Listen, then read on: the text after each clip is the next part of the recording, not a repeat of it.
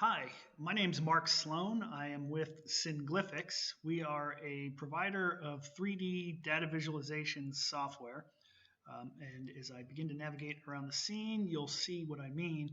We're actually looking at the integration of two different data sets here relative to the COVID-19 outbreak in Washington, D.C.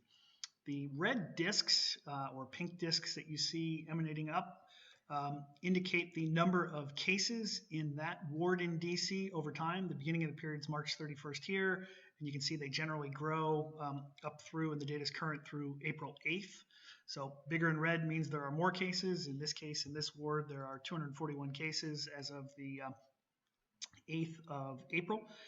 The other data here represents some high-level demographic data for the ward. So here in Ward 2, this green indicator tells us that the percentage of people, or the poverty level is roughly in line with the national level. It's 1.08 times the national level. But over here in Ward 7, the poverty level is over twice as high as the national average. And then this other indicator indicates the racial composition of the ward. So in this case, in this ward, Ward 4, 69% of the residents are non-white, versus over here in this ward, 40% of the residents are non-white. So the idea was just to begin to see, could we start to see what factors may influence the outbreak and the number of cases, and you start to see that as the poverty rate increases, generally the number of cases increases.